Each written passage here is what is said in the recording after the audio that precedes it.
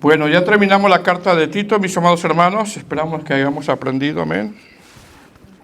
Amén, amén.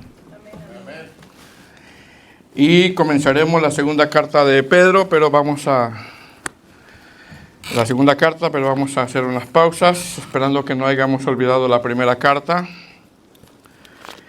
También el 24 de octubre, el sábado, tenemos una reunión de matrimonios en donde mismo, en la cabañita. Es una cena y pues yo no le llamo conferencias, hermanos, vamos a predicar la palabra del Señor, ¿verdad? Amén. ¿Qué conferencia? No, se va a predicar, se va a enseñar la palabra de Dios. Amén. Así de que lo único que usted tiene que hacer, porque es una cena, ¿verdad?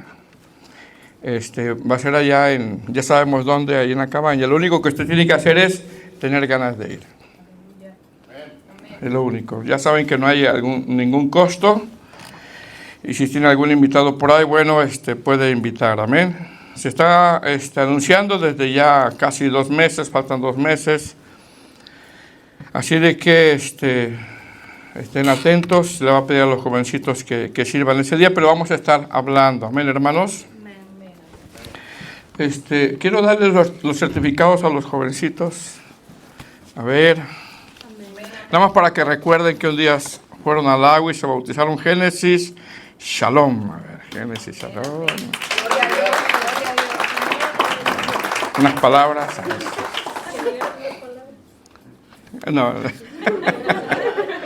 Jeremías.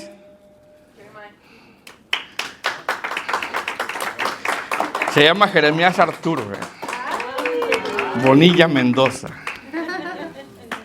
¿Lo bendiga, hermano?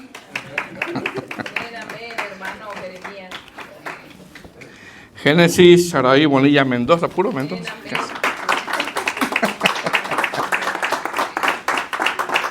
Unas palabras. Leví, Israel Pérez González. Él sí va a decir unas palabras.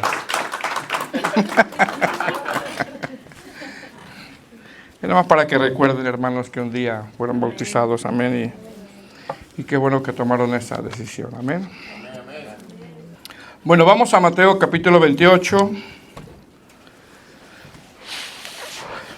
Verso 16 al 20. Son 5 versículos. Capítulo 28. Mateo, capítulo 28.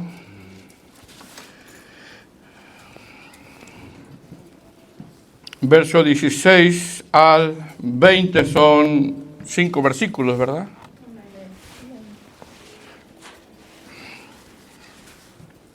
Lo que vamos a abordar el día de hoy. Y bueno, arriba, como dice arriba en su Biblia, la gran comisión, ¿verdad? Creo que es algo que como iglesia estamos un poco rezagados este año. Amén. Bueno, vamos a leer la palabra del Señor. Pero los 11 discípulos se fueron a Galilea, al monte donde Jesús les había ordenado. Y cuando le vieron, le adoraron, pero algunos dudaban. Y Jesús se acercó y les habló diciendo: toda potestad me es dada en el cielo y en la tierra. Por tanto, id y haced discípulos a todas las naciones, bautizándolos en el nombre del Padre, y del Hijo, y del Espíritu Santo, enseñándoles que guarden todas las cosas que os he mandado. Y aquí yo estoy con vosotros todos los días hasta el fin del mundo. Amén. Vamos a orar, hermanos, y pedirle a nuestro Dios que nos ayude. Amén. Padre Santo, te damos gracias, Señor, porque una vez más podemos ver tu misericordia en la vida de nosotros. El poder estar en este lugar, Señor, es una muestra de tu gracia, al permitirnos venir, alabarte, ofrendar, estar en comunión unos con otros, escuchar tu palabra, abrir tu palabra, Señor. Es tu gracia y tu misericordia en la vida de nosotros. Yo te ruego, Padre, una vez más, porque siempre estaré necesitado que me ayudes. Te necesito, Señor, mis hermanos y yo te necesitamos. Que nos ayudes a poder hablar tu palabra, escuchar tu palabra y aplicar tu palabra. Te damos toda la gloria en el nombre de Jesús. Amén. Pueden sentarse, hermanos.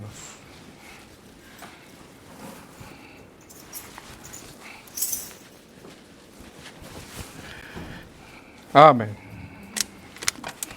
¿Quién ha leído estos versos, verdad, hermanos? Todos, ¿verdad? Amén. La gran comisión. En estos versos que acabamos de leer, mis amados hermanos, se le conoce como la gran comisión. Esta gran comisión de este capítulo 28, del verso 16 al verso 20, cuando nosotros leemos estos pasajes, que ya son los últimos, para esta instancia, amados hermanos, nuestro Señor Jesucristo ya había resucitado. Ya había aparecido a María Magdalena, Juan capítulo 20, versículo 11. Ya había aparecido a los del camino de Maús, Lucas 24, 13. Ya había aparecido a 7 de sus discípulos, donde come con ellos, Juan capítulo 21. A esta instancia ya había restaurado a Pedro, Juan capítulo 21, del verso 15 al 18. A esta instancia de estos versos, nuestro Señor Jesucristo ya había aparecido a más de 500 hermanos, como les pone el apóstol Pablo en 1 Corintios capítulo 15, versículo 6. Y también, mis amados hermanos, a esta instancia ya había pasado lo que también dice Hechos capítulo 1, verso 3, donde Lucas narra: después de haber padecido, se presentó vivo con muchas pruebas indubitables, apareciéndoseles durante 40 días y hablándoles del reino de Dios. Es decir, a esta instancia de estos versos de Mateo, capítulo 28, del 16 al 20, a esta instancia, ya con todas esas evidencias de su resurrección, nuestro Señor Jesucristo ordena a sus discípulos que vayan al monte, el monte donde va a ser la ascensión. Los discípulos van, llegan a ese monte, que es el monte de la ascensión, y cuando nuestro Señor Jesucristo se les aparece, Mateo nos narra dos reacciones de parte de los discípulos, dos reacciones que de repente usted pueda tener o yo pueda tener. ¿Qué reacciones? Las reacciones es que mientras unos adoraban, otros dudaban. ¿Verdad, hermanos? Amén. Mientras unos adoraban, otros dudaban. Ahora, ¿por qué pasa esto, mis hermanos? Si había habido muchas evidencias de su resurrección. ¿Por qué pasa esto? ¿Por qué algunos dudaban a pesar de todas las evidencias de la resurrección de nuestro Señor Jesucristo? ¿Por qué pasa esto? Dudaban por la sencilla razón, mis hermanos, de que somos débiles. Esa es la sencilla razón. De que somos frágiles. Dudaban por la sencilla razón de que en ocasiones somos fluctuantes ante la palabra del Señor. ¿Qué significa fluctuantes o fluctuar? Fluctuante tiene que ver como cuando alguien está en un barco en medio del mar, sin velas y sin timón, y las olas lo llevan de un lado a otro. Somos cristianos ya redimidos, pero en ocasiones somos fluctuantes también, somos débiles. Es decir, aunque quizá, mis hermanos, todos los que estamos aquí, quizá no somos fluctuantes en cuanto a doctrina, porque considero que usted conoce doctrina, sana doctrina. Por otro lado, quizá somos fluctuantes en cuanto a nuestra toma de decisiones, formas de ser también. De repente somos fluctuantes en cuanto a nuestra forma de ser, o la forma como reaccionamos ante circunstancias adversas, o en cuanto a nuestro estado de ánimo. De repente usted anda contento, de repente anda triste, de repente anda molesto, y no sabe uno qué le picó. De repente anda tranquilo, de repente anda con ánimo, de repente anda sin ánimo, de repente anda como que todo lo anima, de repente anda como que nada lo anima, de repente quiere hacer algo y a los 5 minutos decide hacer otra cosa. Así somos. En ocasiones somos débiles, fluctuantes. Amén. Bueno, a pesar de que el Señor sabe cómo en nuestra debilidad nos da una encomienda. Nos da una encomienda. Imagínense, hermano. Dice el verso 16. Pero los 11 discípulos se fueron a Galilea, al monte donde Jesús les había ordenado. ¿Qué son? Discípulos, aprendices, seguidores, discípulos que habían visto milagros, discípulos que habían sido testigos oculares de prodigios, discípulos que habían visto al Señor Jesús resucitado, discípulos que a pesar de la prueba que pasaron, habían sido restaurados como Pedro, discípulos que sabían que quien fuera en pos del Señor Jesucristo tendrían que tomar su cruz y negarse. Bueno, estos discípulos se fueron a Galilea, al monte donde Jesús les había ordenado. Es decir, después de que nuestro Señor Jesucristo, mis hermanos, ha mostrado un sinfín de evidencias de su resurrección, después de que nuestro Señor Jesucristo ha dado un sinfín de pruebas indubitables, pruebas innegables, pruebas convincentes, pruebas de algo de lo cual no se ponía a poner en duda, donde se les apareció, comió con ellos, lo tocaron, les habló del reino de Dios. Estos discípulos van al monte donde se va a dar lo que conocemos como la ascensión. Y cuando llegan ahí, unos le adoran y otros dudan. Ahora mire bien. A pesar de que estos discípulos ya habían sido testigos oculares de la resurrección, todavía a algunos discípulos les costaba procesar lo que pocos días antes habían visto. Es decir, unos días antes habían visto cómo el Señor Jesucristo había sido crucificado y ahora lo ven vivo. Le estaba costando procesar eso. Porque mire la reacción de ellos. Verso 17. Y cuando le vieron, le adoraron, pero algunos dudaban. ¿Qué son? Discípulos. La versión lenguaje actual dice, cuando se encontraron con él, lo adoraron, aunque algunos de ellos todavía dudaban de que realmente fuera Jesús. Mi hermano pregunta, ¿quiénes son estos que se encontraron con nuestro Señor Jesucristo? Son discípulos. ¿Verdad que sí? Es decir, aquí no está hablando de incrédulos en el sentido de paganos, no está hablando de eso. Aquí no está hablando de inconversos, aquí está hablando de discípulos. Es decir, mientras la reacción de unos era adorarle, exaltarle, alabarle, hacerle reverencia, postrarse, suplicar, por otro lado otros flaquearon, otros dudaron, otros entraron en una incertidumbre de ¿será el Señor o no? ¿Y sabe qué? Así es la iglesia. ¿Qué es esto, mis amados hermanos? Esto es que aunque en este verso nos muestra la debilidad y la flaqueza del hombre, porque somos débiles, amén.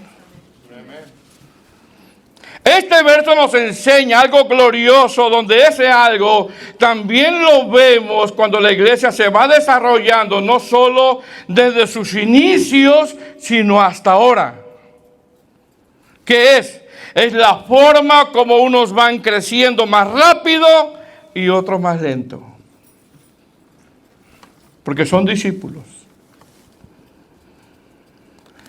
Pregunta, mis amados hermanos, ¿estos discípulos estaban todos en sintonía? Si se pudiera usar esa palabra, estoy especificando, ¿estaban todos en sintonía? Si se pudiera usar esa palabra, no.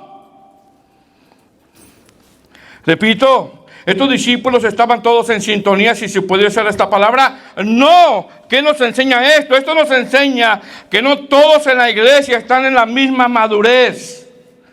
No todos en la iglesia tienen el mismo crecimiento. Esto nos enseña que no todos en la iglesia tienen el mismo entendimiento.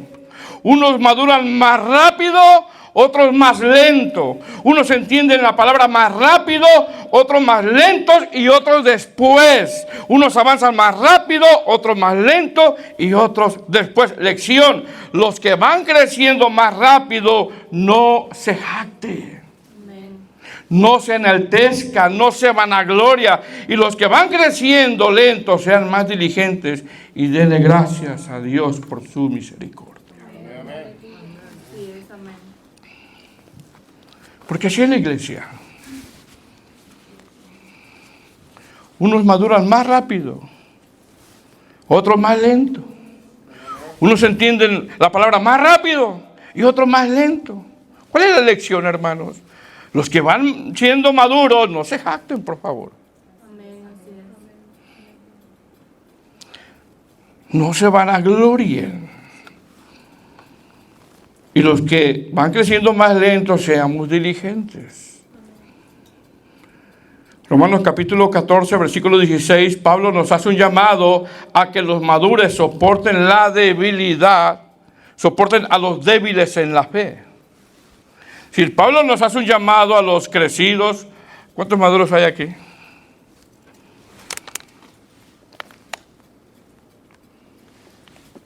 Qué bueno que hay mucha humildad. Pablo, el apóstol Pablo, nos hace un llamado a los crecidos a que soporten los que van creciendo despacio. Dice, recibí al débil en la fe, pero no para contender sobre opiniones. La versión lenguaje actual dice, reciban bien a los cristianos débiles, es decir, sigue diciendo esa versión, a los que todavía no entienden bien qué es lo que Dios ordena, si en algo no están de acuerdo con ellos, no discutan, porque no son doctrinas primarias.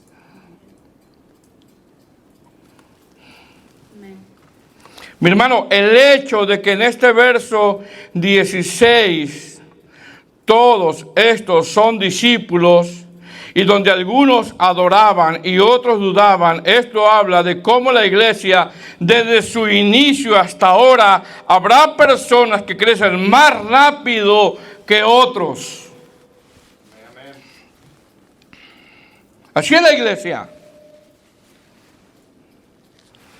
Por eso somos un cuerpo, para ayudarnos mutuamente.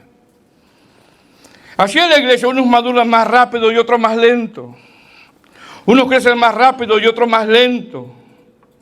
Unos entienden más rápido y otros más lento y otros después. ¿Cuál es la lección? ¿Cuál es el aprendizaje? Que los que se consideren maduros no se jacten, sino muestren esa madurez evidenciando el evangelio con sus vidas, teniendo paciencia con los débiles. ¿Qué más vemos en este verso, mis amados hermanos? Porque unos le adoraron y otros dudaban, pero eran discípulos. ¿Qué más vemos? Vemos la franqueza y la claridad y la transparencia de la palabra del Señor, donde nos expone la flaqueza de los discípulos, la debilidad de los discípulos. Y en esa flaqueza de los discípulos y en esa debilidad de los discípulos, el Señor en su gracia, misericordia y bondad nos muestra en quién está la fuerza y el poder. Verso 18. Y Jesús se acercó y les habló diciendo, Toda potestad me es dada en el cielo y en la tierra. ¿En quién está el poder, hermano? ¿En quién? En Jesús. ¿Qué es esto, mis amados hermanos? Esto es que la gran comisión, mire bien, esto es que la gran comisión no comienza con la fortaleza de los discípulos, porque ya vimos que algunos flaquearon. Esto es que la gran comisión no comienza con la sabiduría de los discípulos, no. Esto es que la gran comisión no comienza con que vayan y hagan cosas, no. La gran comisión, mis amados hermanos, comienza con que a pesar de la debilidad y la flaqueza de nosotros, de los discípulos, la gran comisión comienza con toda potestad me es dada, hablando del Señor Jesús. Es decir, antes de que hagas lo que hagas, antes de que tú vayas, debes de entender que el poder es de Dios. Antes de que tú vayas, debes de entender que la autoridad, o de quién tiene la autoridad, es el Señor y su palabra. Dice el verso 18, por tanto, y Jesús se acercó y les habló diciendo toda potestad. No alguna, no parte, no poquita, toda. Es decir, no solo tengo autoridad sobre algunos asuntos de tu vida, sino de todo. Esto incluye la iglesia. Esto incluye la autoridad de Dios sobre nuestro matrimonio. Esto incluye la autoridad de Dios sobre nuestros hijos. Esto incluye la autoridad de Dios sobre nuestro trabajo, nuestros talentos, tiempo, decisiones, planes. Nuestros planes le deben de pertenecer al Señor. Toda. Y antes de que vayas, estos discípulos llenos de dudas, discípulos llenos de flaqueza, discípulos débiles, discípulos llenos de incertidumbre, deben entender que toda potestad me es dada, hablando de nuestro Señor Jesucristo. Y repito, incluye la iglesia, incluye todo, en el cielo y en la tierra. Incluye la iglesia, incluye sobre tu matrimonio, sobre nuestros hijos, sobre el trabajo, sobre talento, sobre tiempo, decisiones, planes. Nuestros planes le deben de pertenecer al Señor. ¿A quién está hablando? A discípulos como tú y como yo, llenos de dudas, de incertidumbre y de flaquezas y débiles. ¿Qué está enfatizando el Señor? Que Él es el que tiene el poder.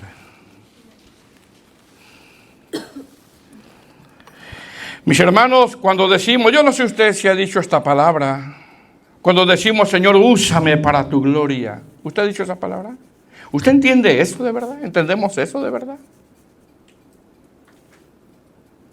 ¿Entendemos que toda la autoridad sobre nuestro matrimonio, decisiones, planes, iglesia, todo le pertenece al Señor? Bueno, quiero decirte que estos discípulos después lo entendieron, ya que constantemente se ponían ellos en la posición de esclavos, de siervos. Dice el verso 18, y Jesús se acercó y les habló diciendo, toda potestad me es dada en el cielo y en la tierra, por tanto id. Amén, hermanos. ¿Cuándo vamos a ir? Ir y hacer edificios, ¿verdad que no? Por tanto, id. Es decir, amados hermanos, nosotros no vamos porque tenemos ciertas habilidades, dones, no vamos porque tenemos ciertos programas para atraer gente, no vamos porque tenemos los recursos, no vamos porque tenemos dinero, no, mis hermanos, los discípulos no tenían nada de esto. Lo que tenían eran dudas. Eran dudas. El Señor Jesús le da la comisión sobre hombres que estaban confundidos. El Señor Jesús le da la comisión a hombres que estaban dudando. El Señor Jesús le da la comisión a hombres débiles, donde estos discípulos tenían que aprender a depender del Señor. Y la pregunta es, ¿como iglesia estamos dependiendo siempre del Señor? Por tanto, id. Así dice, ¿verdad? Id y vayan. Y que repitan una oración. ¿Quieres aceptar al Señor Jesús como tu único y suficiente Salvador? No. ¿Qué dice? Por tanto, id. ¿Y qué dice, hermanos? Haced discípulos. Haced discípulos. ¿Para quién es nada más? ¿Para el pastor?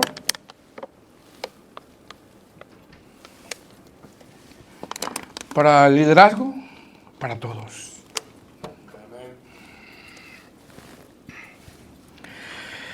Haced discípulos. Así dice verso 19. Por tanto, id y haced discípulos.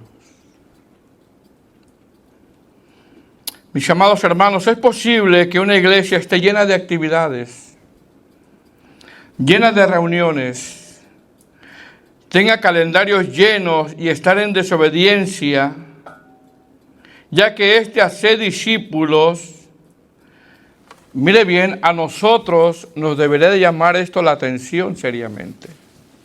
A mí, a los hermanos que son esposos. Porque pregunta, los que enseñan clases a los niños, los que enseñan clases a los jóvenes, nosotros como padres en casa, y los que impartimos la palabra del Señor en esta iglesia local, a través de cada sermón tras sermón, tenemos siempre la intención de hacer discípulos, no nuestros, sino del Señor. Eso nos tendrá que poner a pensar nosotros. Los que dan clases tienen esa intención de hacer discípulos, porque esa intención debería de ser. ¿A quién está hablando? A discípulos débiles, como tú y como yo. A discípulos que flaquearon como tú y como yo. ¿De quién es el poder? Del Señor. Toda potestad me es dada. Es del Señor. Y a pesar de eso, Él nos manda. ¿Qué nos manda? Ir y hacer edificios, no. Programas para retener gente, no. Usted sabe, ¿no? Hay lugares donde constantemente, o algunas iglesias donde constantemente en cada servicio están tomando fotos. Una foto aquí, otra foto allá, y otra foto allá, y allá, una foto. Y las ponen en Facebook. ¿Sabe para qué es? Para que vea la gente. Mire, tenemos gente. Para eso es. Para eso es. Repito, hay lugares donde en cada reunión constantemente toman fotos para que vean cuánta gente tienen. Y eso lo hacen cada reunión. ¿Sabe por qué lo hacen? Para que la demás gente vean que tienen gente, ya que la creencia de ellos es que la iglesia o la meta de la iglesia es tener gente.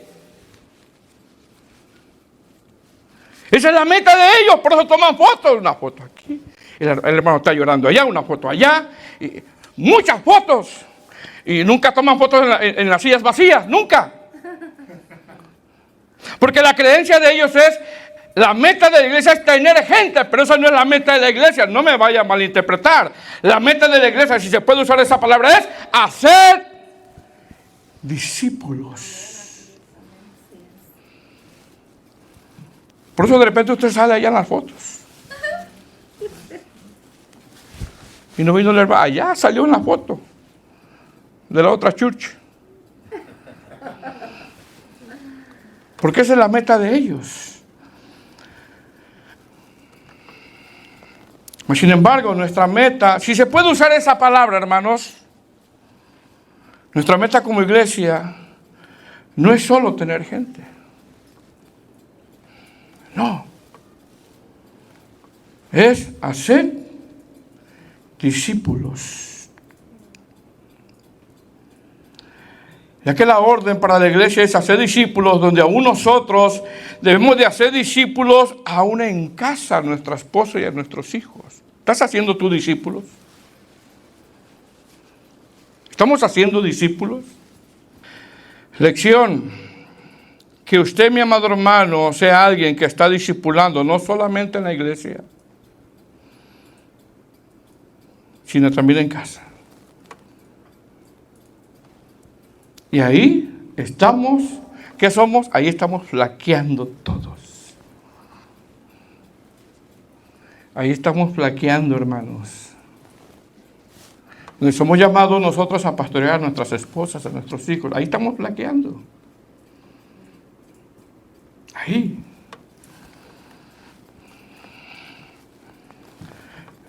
Allá, tómale una foto en su casa y le estoy enseñando la palabra allá.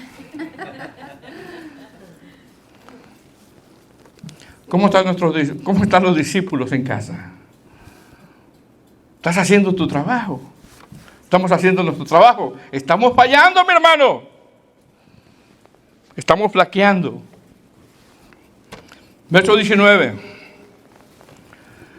Por tanto, y hacer discípulos a todas las naciones, bautizándolos en el nombre del Padre y del Hijo y del Espíritu Santo. Es decir, el bautismo es una declaración pública de que tu vida le pertenece a Jesús.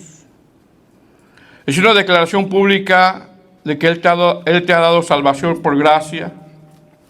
Es una declaración pública de que le perteneces a Jesús, donde, como dice el apóstol Pablo en el libro de los Efesios, el Padre nos predestinó, el Hijo nos redimió y el Espíritu Santo nos santifica hasta el día de la redención. En el nombre del Padre, del Hijo y del Espíritu Santo.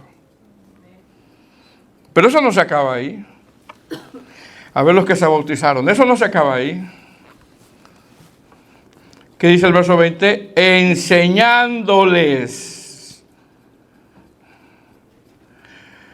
Porque la escuela bíblica empieza en casa, donde fallamos todos.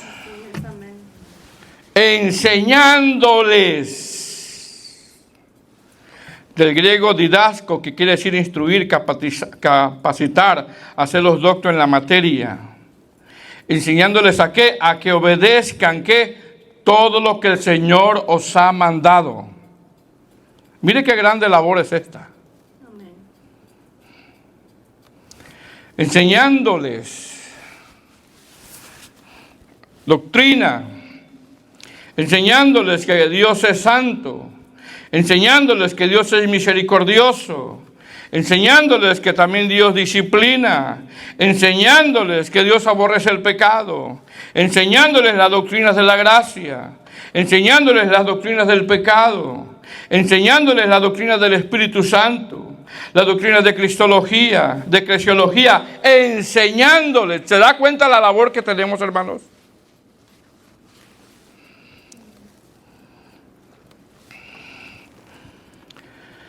Enseñándoles. Amén. Enseñándoles que nuestro Señor Jesucristo es el Señor en todas las áreas de nuestra vida. Es decir, mientras hablamos, también evidenciamos el Evangelio, enseñándoles. En 2 Timoteo capítulo 3, del verso 10 al 17, el apóstol Pablo le recuerda a Timoteo cómo le enseñó, no solamente de una forma oral, sino también con evidencias. Le dice, pero tú has seguido mi doctrina, conducta, propósito, fe, longanimidad, amor, paciencia, persecuciones, padecimientos como los que me sobrevinieron en Antioquía, en Iconio y en Listra. Persecuciones que he sufrido y de todas me ha librado el Señor. ¿Qué nombra el apóstol Pablo que enseñó a Timoteo? ¿Qué aprendió a Timoteo? Doctrina. Le enseñó doctrina.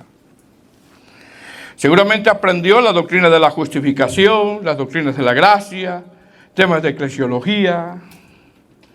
¿Qué más? Conducta. Seguramente Timoteo vio como Pablo lo que predicaba lo llevaba a la práctica. Seguramente lo vio. Pero tú has seguido, le dice, mi doctrina, conducta, y da una lista. Propósito. Seguramente Timoteo vio como Pablo se esforzaba en predicar a Cristo, donde ese era su propósito de vida. Fe. Seguramente Timoteo vio como Pablo confiaba en Dios en momentos difíciles. Longanimidad. Quizá miró su extrema paciencia. amor. Seguramente Timoteo miró a cómo Pablo amaba la obra del Señor. Persecuciones, seguramente miró las persecuciones y miró la reacción de Pablo. Es decir, como exponen algunos comentaristas, Pablo se invirtió en Timoteo en amor y dedicación para hacer precisamente esto que está mandando el Señor, hacer discípulos, enseñándoles. Pregunta, ¿estamos haciendo discípulos nosotros? Esposa, hijos. ¿No? No me ve así con esa cara de tristeza. Enseñándoles que guarden todas las cosas que os he mandado. He aquí yo estoy con vosotros todos los días hasta el fin del mundo. Que guarden todas las cosas. Ese es un discípulo. Es alguien que es enseñado. Muchachos, sigan viniendo a las clases. Tienen que aprender mucho más. Un discípulo es alguien que es enseñado, aprende y se une a una comunidad de fe, donde oramos juntos, servimos juntos, nos soportamos, nos perdonamos, nos edificamos juntos. Ese es un discípulo. La orden es enseñándoles a obedecer lo que dijo el Señor Jesús. Amén. Y si nosotros como padres no lo estamos haciendo, bueno, ellos no lo van a aprender viendo televisión. O eso no se da en un parque, eso no se da en un lago viendo un paisaje o caminar por el campo. Porque mire, yo he escuchado cristianos decir, ¿qué se viene?